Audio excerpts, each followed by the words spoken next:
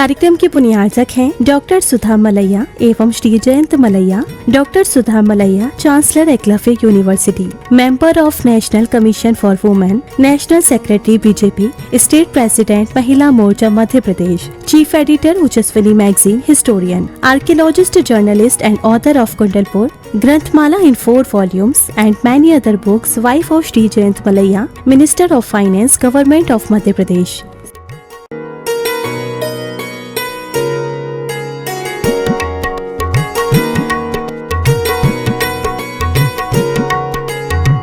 भवबीजाङ्कुरजनना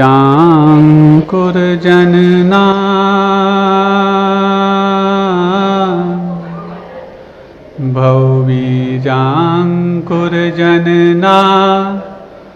रागाद्या क्षयमुपागता यस्य ब्रह्मा वा विष्णुर्वा हरो जिनो वा नमस्तस्मै।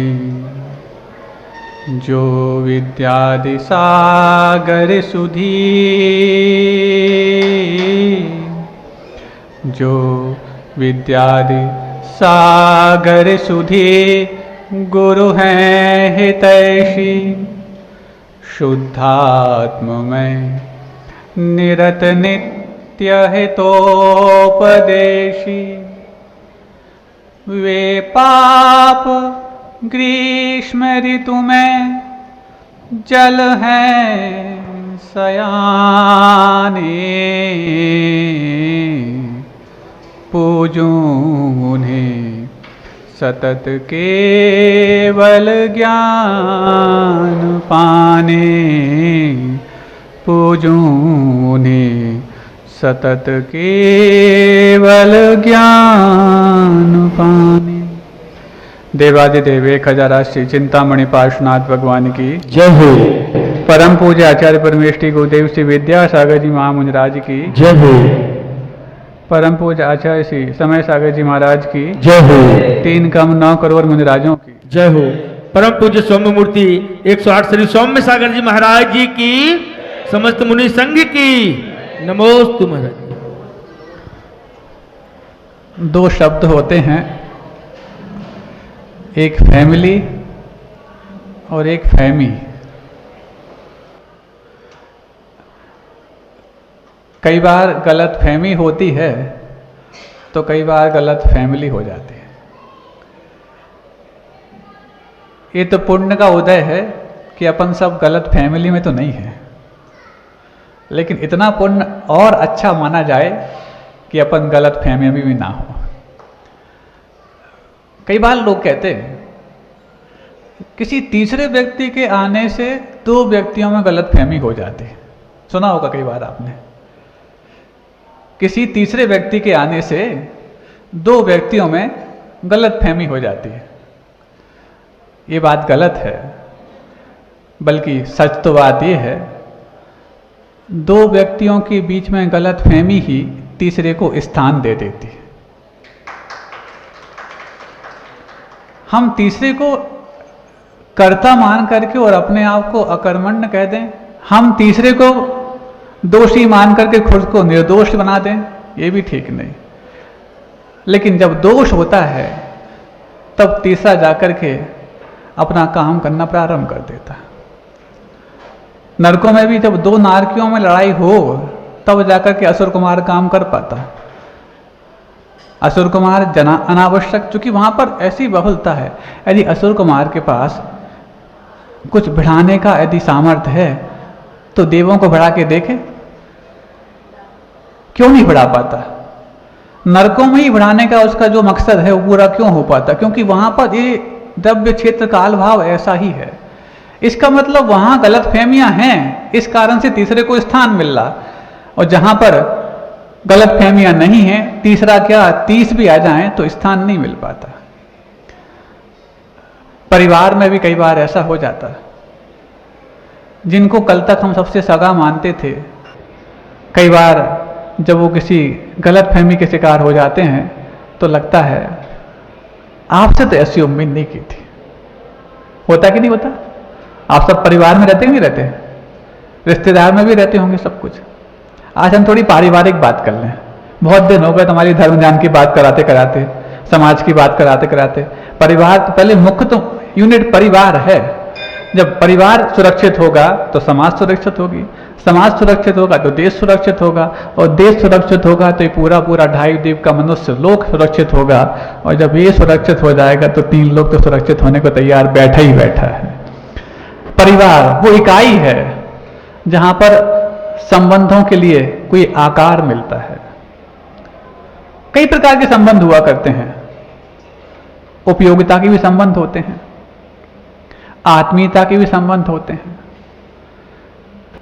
कुछ औपचारिक संबंध होते हैं, कुछ अनौपचारिक संबंध होते हैं। बल्कि देखा जाए तो उपयोगिता के संबंधों के कारण ही ये मनुष्य समाज आज तक एक दूसरे से संबंध निभाता रहा। जब तक उपयोग है तब तक वो संबंधी है। जैसी उपयोग होना बंद हुआ, चाहे वो पिता पुत्र हो, पति पत्नी हो, भाई बहन हो, कोई भी हो, वहां पर संबंधों की कैसी धज्जियां उड़ती हैं, कई बार आपने देखा होगा। लेकिन जब संबंधों की बात आए, पारिवारिक एकता की बात आए, तो आचार्य भगवान कहते हैं इन 4 चीजों को आपको ध्यान रखना चाहिए। कौन सी 4 चीजें? अनुराग तो है तब तो संबंध होगा, बिना अनुराग के तो संबंध है ही नहीं। सुन रहे हो ना? आज आपके घर की बात कर रहे हैं, सब अपने अपने घर पहुंच जाना सुनते सुनते। तो ये 4 चीजें होना अनिवार्य है। अनुराग 4 प्रकार का होता है। पहला प्रेमानुराग, धर्मानुराग, भावानुराग और अस्थि मज्जानुराग।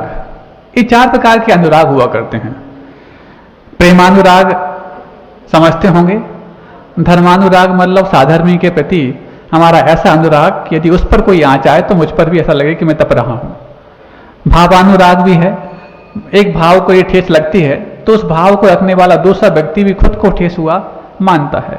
और अस्थि मज्जानुराग का मतलब होता है, अस्थि और मज्जा समझते हैं? अस्थि मतलब हड्डी होती है और मज्जा मतलब मैरो, बोन मैरो, बोन और बोन मैरो। जैसा बोन और बोन मैरो का संबंध है, बोन मैरो नहीं है तो बोन कोई काम की नहीं है, और बोन को बनाने के लिए बोन मैरो ही काम करता है, अथवा बोन से ही बोन मैरो तैयार होता है। 7 धातुएं होती ना, जो अपन भोजन करते हैं उससे 7 धातुएं निर्माण होती हैं। सबसे पहले रस बनता उसका, फिर रुधिर यानी कि खून बनता, फिर मांस बनता, फिर मेद यानी कि फैट बनता, फिर उसके बाद अस्थि यानी हड्डियां बनती, फिर उसके बाद मैरो यानी कि मज्जा बनती, और फिर अंत में जाके शुक्र यानी कि एनर्जी बनती। ये 7 धातुओं में हमारा भोजन यात्रा करता है, और ये 7 धातुओं में भोजन यात्रा करने लायक तब बनता है जब उसकी यात्रा कराने लायक उतना हमारे अंदर कैपेसिटी हो, जठराग्नि हो, अथवा उतने एंजाइम्स हो जो हमारे भोजन को 7th स्टेप तक पहुंचाने के लिए कारण बनते हैं। तो अस्थि और अस्थि मज्जा, इन दोनों का भी अनुराग एक दूसरे के बगैर नहीं रह पाते। तब ये 4 प्रकार के अनुराग जहां पर हैं, वहां पर सामंजस्य और एकता उपलब्धि के रूप में मिलती है। और जहां ये अनुराग समाप्त हो जाते हैं, वहां पर सामंजस्य बनाना कितना भी चाहो, ठीक ऐसा हो जाता है जैसे मेंढकों को तोलना। अभी देखा मेंढक तोलना? सुना तो होगा। मेंढक आप तोलने जाओ, बांट रखो, एक तोलना हो तो बात अलग है, 2 4 10 तोलना हो तो तोल नहीं सकते तुम। एक रखोगे दूसरा कूद जाएगा, छलांग मार जाएगा। ऐसे ही है, एक को संभालो दूसरा बिगड़ जाता है। अब वो परिवार की मुखिया को, जो 2 4 बच्चे घर में हैं, 2 4 भाई घर में हैं, उनको संभालने में कितनी जद्दोजहद करनी पड़ती सोचो। मुखिया सोचता है मेरे लिए तो सब वही के वही हैं। छोटा कहता है तुम मेरे लिए ऐसा नहीं करते, बड़ा कहता है तुम मेरे लिए ऐसा नहीं करते, हाँ आप तो भेदभाव करते हैं। सोचो, जिस माँ ने 4 बच्चों को बिना भेदभाव के पाल लिया, वो 4 बच्चे मिलकर के भी माँ के लिए भेदभाव के लिए शिकार बना देते हैं। कैसी अपने आप में वो माँ सोचती होगी इन सबका बोझ मेरे लिए बोझ नहीं लगा, लेकिन इन 4 को मेरा हल्कापन भी इनको बोझ लग रहा है। होता है ऐसा। हालांकि कई बार कुछ दोनों तरफ से भी कुछ चीजें हो जाती हैं। अब शुरुआत अपन कहते हैं परिवार बनता है बड़ों से नहीं, बड़ों की शुरुआत तो बचपन से होती है। कहाँ गलती हो जाती है और कहाँ जाकर के हम इस पारिवारिक सामंजस्य को नहीं संभाल पाते हैं। सुन रहे हैं आप लोग? सुनना चाहते हैं? महाराज परिवार में रहते हैं और आप परिवार की बात कहो ना सुने तो ऐसा कैसे संभव है? बहुत दिनों बाद तो मतलब की बात कर रहे, मतलब कल तक अभी मतलब की बात कर रहे थे। सुनो, अब मतलब की बात है, एक मां के 2 बच्चे हैं। कहां मतलब कमी रह जाती है, हम कहां चूक कर जाते हैं, और क्यों हम परवरिश करने में सब कुछ झोंकने के बाद भी उसका सुखद परिणाम नहीं पाते हैं। सबके बच्चे होंगे, अथवा खुद के नहीं हैं तो बड़े भाई के बच्चे होंगे, खुद की शादी नहीं हो तो बड़े भाई की शादी होगी, उनके बच्चे होंगे, आदि कई प्रकार के। अथवा बच्चे नहीं हैं तो बड़ों के साथ भी ये आप उदाहरण लगा सकते हैं। एक बच्चा 3-4 साल का हो गया और दूसरा बच्चा जो है वो अभी गोद में है। अब धीरे धीरे बड़ा बच्चा क्या देखता है, मां जितना लाड़ प्यार मेरे लिए बचपन में करती थी, अब इसका लाड़ प्यार मेरे प्रति थोड़ा सा कम होता जा रहा है। कई बार बच्चे शिकायत करते पाए जाते ना, और फिर जब बड़ा बच्चा अपने आप की शिकायत को शब्दों में भी बयां करना सीख जाए तब अपन क्या समझते हैं, देखो छोटा तो कुछ नहीं कहता, अब वो क्या वो बोलना नहीं सीखा, क्या बोलेगा तुम्हारे लिए, ये तो बस शिकायत ही करता रहता, जबकि मैं इसको भी उतना ही ध्यान रखती हूँ, इसको भी उतने रखती हूँ, ये पता नहीं कैसा। ऐसे ही एक बच्चे को लगने लगा कि जब से मेरा छोटा भाई आया है तब से माँ मेरे प्रति थोड़ी सी केयरलेस हो गई है। वो एक ऐसा मर्म बिंदु, जिस मर्म बिंदु पर यदि आप ठीक से काम करना सीख जाएं तो सिर्फ परिवार नहीं, परिवार, कुटुंब, समाज, देश और पूरे विश्व को भी हम उस मर्म बिंदु पर सही काम करने के आधार पर सामंजस्य ला सकते हैं। नहीं है तो विश्व तो बहुत दूर की बात है, परिवार संभालना भी कठिन हो जाता है। तब सुनो, उसको लगने लगा, एक दिन उसने मां से बोल ही दिया, मां अब आप मुझसे पहले जैसा प्यार नहीं करती हो। अरे तू कैसी बात करता है, कितना तो लाड़ करती, उसके सिर पे हाथ फेर देती है। नहीं, जब से छोटा भाई आया है तब आप सबसे आप उसी को ज्यादा ध्यान देती हैं। मेरे खाने पीने के बारे में भी पहले तो मेरे लिए हाथ से खिलाती थी, अब थाली पर उसको चली जाती हो कि बेटा खा लेना। होता कि नहीं होता? अब कब तक खिलाएं हाथ से, होता कि नहीं होता? अब हम तुम इतने बड़े हो गए बेटा कि तुम अपने दोनों हाथ से साधु के दोनों हाथों में आहार दे सकते हो, अब तुम हमारे हाथ से खाओगे तो साधु को आहार कब दोगे? ऐसा करके समझा देते हैं, क्योंकि 8 वर्ष के बाद बच्चा साधु को आहार देने लायक हो जाता है। और 8 वर्ष तक यदि माँ के हाथ से खाने की बात आए तो जब खुद खाना नहीं सीखा तो खिलाया क्या साधु को? होता कि नहीं होता ऐसा? हाँ बिल्कुल महाराज, ऐसा ही होता। तो अब वो बच्चा शिकायत करने लगा, माँ कुछ भी है, आप कह तो भले ही रही हो, लेकिन मुझे तो लगता है कि आप मुझे अब उतना नहीं चाहती हो। माँ ने उसको पुचकार करके हाथ फेर करके थोड़ा सा समझा दिया, लेकिन बाहर से समझाना और वात्सल्य देना अलग बात है। जब तक कि अंदर की वो जो टीस है वो ना निकल पाए तो लगता नहीं है कि आपका वात्सल्य कुछ कार्य किया है।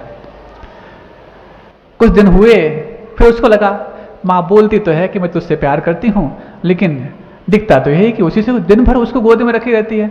मैं जब भी गोद में बैठने की बात आए तो बेटा अभी मेरे काम करना है, काम करना है, ऐसा कर देती है। जब वो छोटा भाई बोलता है, रोता है, तो उसको गोद में रख लिया, तब नहीं कहता कि काम करना है, काम करना है। मतलब मैं आऊँ तभी काम सूझता है इनको, क्यों होता है महाराज? बिल्कुल होता है। तो कैसे संभालते हो? आज आपको माइक दे दें? नहीं महाराज, हम माइक पे बोल ही नहीं पाएंगे, हम तो सिर्फ मात्र वो सहन कर लेते हैं, लेकिन कारण क्या है ये तो सिर्फ आप ही बता सकते हैं। हमने बच्चे नहीं पाले हैं, लेकिन बच्चों के माता पिता हैं, उनको पालना बहुत अच्छा सीखा है गुरुदेव के आशीर्वाद से। तो अब एक दिन बच्चे ने सोच लिया, माँ मुझे पहला फुसला देती है, यूं ही समझा देती है, लेकिन मेरे लिए समझ में आ गया ये सब ऊपर ऊपर है। हाँ, बाहरी हवा और ऊपरी हवा बहुत खतरनाक होती है। जब तक कि भीतरी हवा ठीक से काम ना कर पाए, भीतरी हवा ऑक्सीजन होती है और बाहरी हवा तो आप समझते ही हैं, लो भी होती है कुछ और ऊपर भी होती है। और ऊपरी हवा लग गया किसी को तो फिर लू तो फिर भी झकर उतारने से ठीक हो जाए, लेकिन ऊपरी हवा वो अच्छे अच्छों की झकर बिगाड़ देती है। तो ऐसे ही हो गया। अब बस एक दिन उसने कहा, माँ आप मुझे हर बात समझा देती हो, समझना मतलब ये टचिंग चीज है बहुत, आप मुझे हर बात समझा देती हो, और मैं मानता हूं कि तुम जब मैं तुमसे शिकायत करता हूं तो मुझे समझा करके शांत करने का अच्छा तुम हुनर भी जानती हो। लेकिन माँ ये बात तो सच है। अब मैं इतना छोटा भी नहीं हूँ कि तुम्हारी मतलब की बात नहीं समझ पाऊँ। इतना तो सच है, तुम अपने छोटे बेटे से ज़्यादा प्यार करने लग गई हो। अब बेटा माँ समझ गई कि इसको अब बातों में समझाना कठिन है, क्योंकि ये बेटा बड़ा होने लगा। तो माँ अपना रहस्य खोलती है, बोले बेटा तुझे लगता है ना मैं तेरे लिए नहीं चाहती हूँ, छोटे भाई को चाहती हूँ। हाँ माँ। किस्मत से उस दिन छोटा भाई सोया हुआ था और इसको माँ की गोद में बैठ कर के और अपनी पूरी शिकायत को वो दिल से करने का मौका मिल गया था। माँ उसको गोद में रखी है, चेहरे पे हाथ फेर रही है, सिर पे हाथ फेर रही है, उसकी शिकायत भी सुन रही है और अब असलियत भी बयां करने के लिए तैयार हो रही है। बोले बेटा तुझे लगता है ना मैं तुझे नहीं चाहती। हाँ ना लगता है ना, कितने दिन बाद आज तेरी गोदी में बैठा हूँ मैं। हाँ हाँ, लेकिन पता है मैं छोटे बेटों को हमेशा गोदी में क्यों बिठा लेती हूँ? इसलिए नहीं कि वो छोटा है। तो फिर क्यों बिठा लेती हो? मैं भी इतना बड़ा तो नहीं हो कि तुम्हारी गोदी में बैठ ना पाऊँ। सुन तो सुनाओ ना, कब से सुनाना चाह रही हो बताओ तो सही। तो सुन, वो तेरा छोटा भाई है ना, वो कुछ दिनों का मेहमान है। कुछ दिनों का मेहमान मतलब कहीं जाने वाला है? हाँ, वो भगवान के पास जाने वाला है। क्यों? भगवान के पास क्यों जाएगा वो? उसको एक ऐसी बीमारी है, इस बीमारी के कारण अब वो बहुत दिन तक जिंदा नहीं रह सकता, इसलिए मैं उसकी ज़्यादा केयर कर लेती हूँ। और तू तो मेरे पास आज भी है, कल भी रहेगा, आगे भी रहेगा। तो मेरे लिए तो तेरे लिए ऊपर जो प्रेम है बाद में ही बता सकती हूँ, लेकिन छोटा भाई कुछ दिनों का मेहमान है, भगवान के पास जाएगा। हाँ, भगवान के पास चला जाएगा। अच्छा, मतलब वो भगवान के पास जाने वाला है, इसलिए तू इतना ज्यादा उससे प्यार करती है। माँ मैं भी भगवान के पास चला जाऊंगा तो तुम भी मुझसे इतना प्यार करने लग जाएगी। जब इतना टचिंग बात उस माँ को उस बच्चे ने कह दी, माँ यदि मैं भी भगवान के पास चला जाऊं तो तुम उससे उतना ही प्यार करूंगी। तो माँ पहले लिए मेरे लिए भगवान के पास जाने की व्यवस्था कर दो, लेकिन मैं तुम्हारे प्रेम से वंचित रहना बर्दाश्त नहीं कर सकता। जब इतनी गहरी बात उस बच्चे ने कह दी कि माँ का वात्सल्य पाने के लिए वो भगवान के पास, वो नहीं जानता भगवान क्या है, वो जाने से क्या होता है, मरना पड़ता कि जीना पड़ता वो नहीं मालूम, लेकिन वो इतना जानता है कि मेरा जीवन यदि है तो माँ की उस प्रेम में है, उस वात्सल्य में है। क्योंकि ये भोजन और ये ऑक्सीजन, ये दोनों तो मेरे लिए बाहर से जिंदा रखते हैं, लेकिन भीतर से यदि मेरे लिए कोई संबल भरता है तो माँ का प्यार भरता है। उस बच्चे ने तो बहुत गहरी बात कह दी। अब हमें बड़े बच्चों को समझना है कि हम जिनका भी परवरिश कर रहे हैं, अपने भाइयों का कर रहे हैं, बच्चों का कर रहे हैं, परिवार का कर रहे हैं, कुटुंब का कर रहे हैं, उस परवरिश में सामने वाला आपसे क्या एक्सपेक्ट कर रहा है। और यदि उस एक्सपेक्टेशन को यदि आप पूरा कर रहे हैं तो सिर्फ मात उसको उतना ही चाहिए, उसके बाद जो तुम उसको एक्स्ट्रा दे रहा है उससे कोई मतलब है ही नहीं, कोई वास्ता है ही नहीं।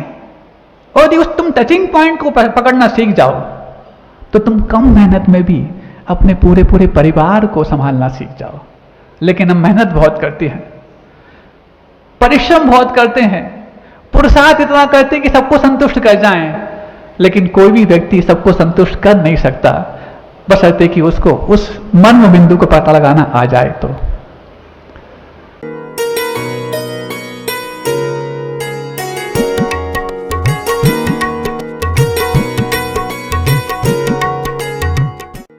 इस कार्यक्रम के पुण्यार्चक थे डॉक्टर सुधा मलैया एवं Shri Jayant Malaiya. Doctor Sudha Malaiya chancellor Eklavya university, member of national commission for women, national secretary BJP, state president Mahila Morcha Madhya Pradesh, chief editor Ojaswini magazine, historian, archaeologist, journalist and author of Kundalpur, Granthmala in 4 volumes and many other books, wife of Shri Jayant Malaya, Minister of Finance, Government of Madhya Pradesh.